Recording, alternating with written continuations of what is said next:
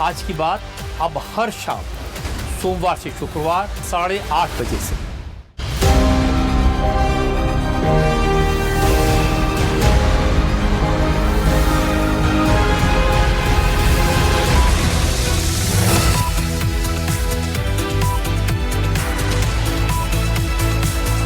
Break के बाद आपका स्वागत है। अब बात करेंगे पश्चिम बंगाल की। टीएमसी सांसद और ममता बनर्जी के भतीजे अभिषेक बैनर्जी ने अपनी सुरक्षा को लेकर बेहद गंभीर आरोप लगाया। अभिषेक बैनर्जी ने एक वीडियो शेयर करते हुए सोशल मीडिया पर लिखा कि कल रात जब वो दिल्ली से कोलकाता एयरपोर्ट पहुंचे, एक हैरान करने वाली घटना हुई। एक शख्स पिस्टल लेकर वहां मौजूद था। टीएमसी का आरोप है कि जिस शख्स के हाथ में पिस्टल नजर आ रही है वो बीजेपी का कार्यकर्ता है और उसका नाम उत्तम दास है। दरअसल कल कोलकाता एयरपोर्ट पर जबरदस्त बवाल हुआ। बीजेपी और टीएमसी के कार्यकर्ताओं के बीच में मारपीट हुई। करीब 1 घंटे तक कोलकाता एयरपोर्ट के बाहर हंगामा और नारेबाजी होती रही। दरअसल कल दिल्ली में स्पीकर से मिलने के बाद अभिषेक बैनर्जी कोलकाता लौट रहे थे। उनके स्वागत के लिए बड़ी संख्या में टीएमसी समर्थक पहुंचे थे। तभी वहां बीजेपी के कुछ कार्यकर्ता पहुंच गए। दोनों पक्षों में कहासुनी हुई और देखते ही देखते मारपीट होने लगी। टीएमसी का आरोप यह है कि बीजेपी के कार्यकर्ता अंडे की ट्रे लेकर आए थे ताकि अभिषेक बैनर्जी पर फेंका जा सके और अभिषेक बैनर्जी ने बाकायदा एक वीडियो भी पोस्ट की है जिसमें एक शख्स पीले कुर्ते में दिखाई दे रहा है और उसके हाथ में पिस्टल है।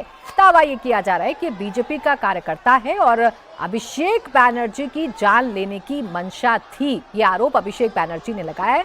लेकिन ये जो सब कुछ आप देख रहे हैं एयरपोर्ट पर चल रहा है, अभी तक जनता का आक्रोश आप देख रहे थे, अभिषेक बैनर्जी की मुश्किलें आप देख रहे थे, ये वो वाला वीडियो है। ये शख्स है और रुमाल के नीचे पिस्टल है। ये वाला वीडियो अभिषेक बैनर्जी ने पोस्ट किया है और इस वीडियो के जरिए अभिषेक बैनर्जी ने ढेर सारे सवाल खड़े किए हैं। अब जो कुछ एयरपोर्ट पर हुआ, जिस तरीके से एयरपोर्ट जंग का मैदान बन गया, कैसे एक दूसरे को मारपीट हो रही है, अब इस पर क्या कहा जाए, क्या चर्चा इस पर की जाए। अभिषेक बैनर्जी के लिए वाकई में इतनी मुश्किलें हैं और जो अभिषेक बैनर्जी आरोप लगा रहे हैं, हर्षवर्धन जी, उन आरोपों में कितना दम है। शख्स अगर पिस्टल लिए दिख रहा है और वो कह रहे हैं कि बीजेपी उनकी जान लेना चाहती है, तो ये महज कोरी राजनीति का हिस्सा है या कुछ हो? देखिए, पहली बात तो एक बीजेपी उनकी जान भला क्यों लेना चाहेगी। जनता ने उनको वैसे ही राजनीतिक तौर पर बेदम कर दिया। उनके प्राण निकल चुके हैं राजनीतिक तौर पर। उनके और ममता जी के हालात ऐसे हैं कि उनकी पार्टी के लोग उनके साथ खड़े होने को तैयार नहीं है, उनसे बातचीत करने को तैयार नहीं। लेकिन ये एक पक्ष हुआ। दूसरा वाला मसला गंभीर है। अगर कोलकाता एयरपोर्ट पर कोई व्यक्ति पिस्टल लेकर पहुंच जा रहा है तो शुभेंदु अधिकारी के ऊपर सीधा सीधा यह प्रश्न चिन्ह है कि कब तक यह सब चलता रहेगा। और आपने कहा था कि यह हम नहीं होने देंगे। भारतीय जनता पार्टी के अध्यक्ष ने कहा था, प्रधानमंत्री ने कहा था और यह काफी हद तक दिखा भी। अब एक तो यह भी मेरी समझ नहीं आता कि बंगाल के लोगों की कैसी, मतलब क्या कहेंगे कि उसको कैसा उनका मन कैसे चलता है, कैसे वो, अरे भाई आप चुनाव हुआ, चुनाव में आपने राजनीतिक तौर पर हरा दिया, कोई जीत गया, खत्म बात। अब आप जो गवर्नेंस है उस पर बात कीजिए। आप इस तरह से मारपीट करते हैं। अच्छा चलो वो भी समझ में आता है कि किसी ने अंडे मार दिए, टमाटर मार दिए, वो सब चलता है, वो लोकतंत्र में ये सब प्रदर्शन के तरीके हैं। लेकिन मारपीट, और ये तो दोनों गुट लड़ रहे हैं। ये तो जो दिख रहा था कलकत्ता एयरपोर्ट पर, ये तो दोनों गुट लड़ रहे हैं। ये और ज्यादा गंभीर बात है और इसको रोकना भाजपा की जिम्मेदारी ज्यादा क्यों है? एक तो उनकी सरकार है, दूसरा पार्टी विद द डिफरेंस को यह दिखाना है कि हमने जो दूसरे राज्यों में करके दिखाया यहां भी हम करेंगे। अगर बिहार में, उत्तर प्रदेश में जो थोड़ा बहुत भी होता था, हालांकि इसकी तुलना में कभी ऐसा नहीं हुआ, ये तो कभी हुआ ही नहीं, कोई अपराधी माफिया हो एक दूसरे को मारे, बात अलग है, कभी कभी चुनाव के बाद एक थोड़ी बहुत पोस्ट पोल वायलेंस हो, लेकिन बंगाल जैसा तो कभी नहीं होता। अब सोचिए, महीने भर से ज्यादा समय हो चुका है, मंत्रिमंडल बन चुका है, पार्टी टूट चुकी है, तब भी ये सब तमाशा हो रहा है। जो लोग भी इसमें शामिल हैं उनके खिलाफ कड़ी से कड़ी कार्रवाई की जानी चाहिए, उदाहरण बनना चाहिए। बाकी अभिषेक जी को मारने की किसी की जरूरत नहीं, राजनीतिक तौर पर वो प्राण विहीन पहले ही हो चुके हैं। बदला नहीं बदलाव होगा, ये अगर कहा है तो वो बदलाव करके दिखाना पड़ेगा पश्चिम बंगाल में। और बात रही अभिषेक बैनर्जी की, तो उनकी मुश्किलें तो लगातार बढ़ती जा रही हैं और अभिषेक बैनर्जी आखिरी कोशिश कर रहे हैं अपनी पार्टी को बचाने की। अभिषेक बैनर्जी ने कल लोकसभा अध्यक्ष ओम बिरला से दिल्ली में मुलाकात की थी। इस दौरान उन्होंने टीएमसी के 20 बागी सांसदों को अयोग्य ठहराने की मांग करते हुए 20 याचिकाएं सौंपी। अभिषेक बैनर्जी ने सभी 20 बागी सांसदों की सदस्यता रद्द करने की मांग की है। ममता कैंप की दलील थी कि बागी सांसदों ने दूसरी पार्टी ज्वाइन की है, ऐसी स्थिति में उनकी सदस्यता रद्द होनी चाहिए क्योंकि ये मर्जर पूरी पार्टी का नहीं है, सिर्फ सदस्यों का मर्जर है, इसलिए दल बदल कानून का उल्लंघन है। यहां पे साफ लिखा हुआ है मर्जर तभी माना जाएगा जब 2/3 of the political party merges into another political party, not just the legislative party. इसका मतलब अगर दल पार्टी ममता बनर्जी पार्टी के जितने भी कमिटी मेंबर्स है उसका 2/3 including the national working committee, the state committee, the frontal committee, पूरा तृणमूल कांग्रेस का जितना भी पदाधिकारी है उनका 2/3 अगर मर्ज करता है एक पॉलिटिकल पार्टी में तो उसको मर्जर कहलाया जाता है. Based on that I as a leader of Lok Sabha of Trinamool Congress, I have submitted 20 different disqualification petitions. तो देखिए अभिषेक बैनर्जी आखिरी कोशिश कर रहे हैं और वो अपने तरीके से कानून को पढ़कर बता रहे हैं कि उनके फेवर में क्या जा सकता है, लेकिन ये कोशिश महज राजनीतिक कोशिश है, नैरेटिव वाली कोशिश है या इसमें कोई दम है चंद्रचूड़ जी? नहीं, देखिए उनकी कोशिश है. ये जो 10वीं अनुसूची का जो प्रावधान है वो एक्चुअली दो प्रकार के उस पर विश्लेषण किए जाते हैं. एक तो कहता है कि भाई जो संसदीय दल है, अगर संसदीय दल में 2/3 बहुमत से अगर वो मर्ज करता है तो कर जाता है, लेकिन उस पर यह भी लिखा है कि जो पार्टी एज अ होल को डिसीजन लेना है. सवाल उसी का है कि अगर वो दोनों में से किसी एक ही पक्ष का वर्णन करेंगे. मुझे लगता है कि अभिषेक बनर्जी की बातों को अगर पूरे ध्यान से सुने और जो पीछे घटनाक्रम हुआ है, और मेरे ख्याल से आप उस पर इशारा भी करेंगी, ये भी हुआ ये है कि एक तरफ वो संगठनात्मकता को आधार बनाकर ये कह रहे हैं कि वो जो 20 के 20 विधायक 20 के 20 जो एमपी हैं उनको उनकी सदस्यता समाप्त कर देनी चाहिए. अगर अभिषेक बैनर्जी की ही बात को मान लें तो दूसरी ओर उसी संगठन के कोषाध्यक्ष की बात को वो नहीं मान रहे. तो एक तरफ तो वो संगठन के आधार पर कह रहे हैं कि भाई संगठन इंपॉर्टेंट है, और अगर संगठन इंपॉर्टेंट है, ऑर्गेनाइजेशन इंपॉर्टेंट है, तो फिर 20 लोगों की सदस्यता चली जानी चाहिए. पर उस संगठन का उनका कोषाध्यक्ष है, और उस कोषाध्यक्ष के द्वारा जो बैंक को चिट्ठी लिखी गई है, उस चिट्ठी जिस चिट्ठी में उन्होंने जिक्र किया है कि जो तृणमूल कांग्रेस की जो राशि है या जो उनका बैंक में धन जमा है उस पर फ्रीजिंग लगा दिया जाए, तो वहां वो मानने के लिए तैयार नहीं है. तो एक तरफ वो संगठन को मान रहे हैं, एक तरफ संगठन को मानने के लिए तैयार नहीं है. तो ये विरोधाभास बिल्कुल सामने सामने से दिख रहा है. जैसा हम सब समझ सकते हैं कि उनकी जो राजनीति है, और खास करके तृणमूल की जो राजनीति पिछले कई वर्षों से चलती रही, और इसी संदर्भ में मैं और भी एक बात कहना चाह रहा था कि 2000 ये जन आक्रोश आप क्यों देख रहे हैं. मैं किसी चीज की को जस्टिफाई नहीं कर रहा है. विधि व्यवस्था को किसी को भी अपने हाथ में लेने का कोई हक नहीं है, और जो एयरपोर्ट पर भी हुआ अभी वो भी भर्त्सनीय है. लेकिन जिस प्रकार से पिछले 5-7 सालों में जो संरक्षणवादी राजनीति का एक संस्कृति वहां पर बंगाल में बनाई गई, जिसमें कि जो वसूली और जो दादागिरी और जो तोलाबाजी, ये सारी चीजों को लेकर जिस प्रकार से राजनीति संस्कृति वहां बनी, उसका जनाक्रोश दिख रहा है. और उस जनाक्रोश का ही प्रतिफल है कि ये टीएमसी जो है वो कल तक संगठित, परसों तक संगठित दिखती थी, लेकिन धीरे धीरे वो बिखराव की ओर चली जा रही है. तो मुझे लगता है कि इस राजनीतिक क्षरण को भी देखना आवश्यक होगा. जनाक्रोश तो दिख रहा है, साथ ही साथ बीजेपी और टीएमसी भी आमने सामने दिख रहे हैं. जो कोलकाता एयरपोर्ट पर हुआ उसमें बीजेपी के कार्यकर्ता ज्यादा थे, बीजेपी के कार्यकर्ता और टीएमसी के कार्यकर्ता आपस में भिड़ रहे थे. लेकिन मैं इन तस्वीरों पर आऊंगी विजय जी. अब वो बेशक कहें अभिषेक बैनर्जी की ये गलत है, उन सांसदों की सदस्यता को रद्द कर दीजिए जो 20 के 20 चले गए हैं, पूरा संगठन हमारे साथ है, लेकिन क्या पावर है अभिषेक बैनर्जी की? देखिए उनके साथ कितने लोग हैं.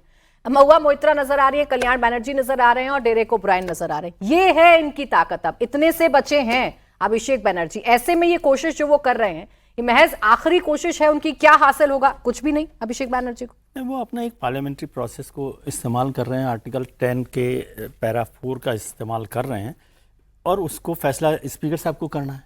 देखिए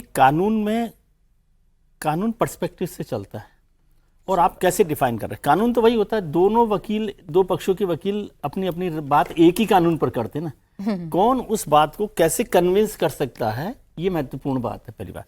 दूसरा, लेजिस्लेटिव जितना मैंने पढ़ा मैं उतना नहीं जानता जितना अभिषेक जी जानते होंगे, लेकिन आर्टिकल 10(4) में जो संसद के अंदर है या विधानसभा के अंदर है, उसका मसला केवल लेजिस्लेटिव पार्टी के साथ है. लेजिस्लेटिव पार्टी कैसे मर्ज कर रही है उसका संगठन से मसला नहीं है.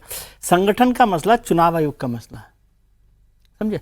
और ये कहें हम लोग, जैसे अभी प्रोफेसर साहब ने भी कहा, वो बात ठीक है उनकी, वो बात मॉरली तरीके से ठीक लगती है कि कोषाध्यक्ष के मसले पर वो राय अलग रखते हैं, यहाँ पर अलग, लेकिन वो तो मंच ही अलग अलग है ना। इस कोषाध्यक्ष पर उनकी राय को आप लोकसभा अध्यक्ष के सामने नहीं रख सकते, वो तर्क ही अलग अलग जगह पर अलग अलग तरीके से काम में ले रहे हैं। अब स्पीकर साहब को देखना कि कैसे उस मर्जर को वो देखते हैं, और जा पर कृपा शाह की हुई ता पर कृपा करे सब कोई।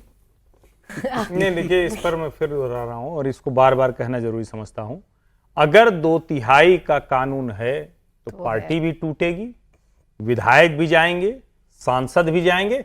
आप बेईमानी बंद कीजिए, ये वाली बेईमानी नहीं चलेगी। रेवंत रेड्डी तोड़े तो उस वक्त सब ठीक है भाई, लोकतंत्र को बचाना जरूरी है। जब ममता जी भाजपा के विधायकों सांसदों को तोड़ लें, आधे रास्ते से लौटवा दे गाड़ी, तो भाई सब ठीक है। जब अशोक गहलोत तोड़ दें तो चलो ठीक है। जब नेहरू जी तोड़ दिया करते थे तो ठीक है, इंदिरा गांधी तोड़ दिया करती थी तो ठीक है। आज जब होगा तो सारी नैतिकता, ये वाली नैतिकता नहीं चलेगी। ये मैं इसको आधी अधूरी नैतिकता मानता हूं, और नैतिकता आधी अधूरी नहीं होती, या तो वो होती है या नहीं होती है। और अभी कानून 2/3 की बात करता है, जितने भी उसके आधार पर हैं उसको आप खारिज नहीं कर सकते। ये मसला नैतिकता का है ही नहीं ना, ये तो कानून का है, संविधान का है। मैं तो वही बात कह रहा हूँ कि संविधान का मसला, नैतिकता, ये हर चीज में नैतिकता क्या है? नैतिकता को मैं इस्तेमाल तभी करता हूँ जब आपका कानून पक्ष कमजोर हो। राजनीतिक दलों के पास क्या नैतिकता होती है? नहीं, नैतिकता का मसला ही नहीं है ना। नैतिक होंगे, मान लीजिए अभिषेक जी भी बड़े नैतिक होंगे, मैं उस पर नहीं, इसमें नैतिकता का सवाल नहीं है ना। और अशोक जी के साथ वही तो मैंने कहा कि भाई जो लेजिस्लेटिव पार्टी है उसके पास मेजोरिटी है, यदि वो करेगा तो वो वहां पर तय होगा। संगठन मैं एक सेकंड लूंगा, बस एक सेकंड लूंगा मैं, मुझे लगता है। लेकिन नेहरू जी का जिक्र करने की जरूरत नहीं है, क्योंकि नेहरू जी के वक्त में ये एंटी डिफेक्शन लॉ नहीं चल रहा था, इंदिरा गांधी के वक्त में भी एंटी डिफेक्शन लॉ नहीं चल रहा था। इसीलिए करना पड़ा क्योंकि वही लोग ऐसे कर्म करते थे जिसकी वजह से एंटी डिफेक्शन लॉज लाना पड़ा। अच्छा हुआ विजय जी ने याद दिलाया। इंदिरा जी ने अगर जितनी राजीव गांधी ने बनाया था एंटी डिफेक्शन, और इसके बाद उसको और मजबूत अटल जी ने किया था, ये भी बताना पड़ेगा। और अब मैं कह रहा हूं कि उसके आगे और मजबूत मोदी जी, अटल जी, आप एक साथ खड़े हैं। संविधान के तरीके नैतिकता से नहीं चलता ना संविधान। नहीं सर, संविधान में नैतिकता होती है, ये बहस नैतिकता की नहीं है ना सर। स्पष्टता ये बात देखिए, जो बातें आप दोनों कह रहे हैं, ऐसा नहीं कि दोनों विरोधाभासी बातें हैं। Constitutional morality precedes constitutional legality. अगर संविधान में नैतिकता नहीं होगी तो संविधान की विधिकता भी नहीं चलती है। लेकिन यह भी तय है कि परसेप्शन की लड़ाई है। अभिषेक जी जिस परसेप्शन पे चल रहे हैं उनको अधिकार है, पर उस परसेप्शन पर भी वो नहीं चल पा रहे हैं। जिस परसेप्शन को वो आगे बढ़ाना चाह रहे हैं उस परसेप्शन पे भी तो नहीं चल रहे हैं। सर देखिए, मुसीबत कम नहीं सर, हो जो रही है। आदमी कह रहा हो कि मार देंगे, काट देंगे, दिल्ली से कौन आया, तुम्हारा बाप 4 तारीख के बाद देखेंगे, जो आदमी कह रहा हो कि इलेक्ट्रिक क्रीमेटोरियम बनाएंगे, जो आदमी कह रहा है कि पांव पांव चलेंगे, सीआरपीएफ उड़ जाएगी, उसकी हम लोग क्या बात कर रहे हैं? एक लाइन की बात है, या तो कानून बनाइए कि एक भी व्यक्ति जाएगा तो पार्टी छोड़ेगा, सांसदी विधायक की सब छोड़ेगा, वरना ये सब बेमानी बात है।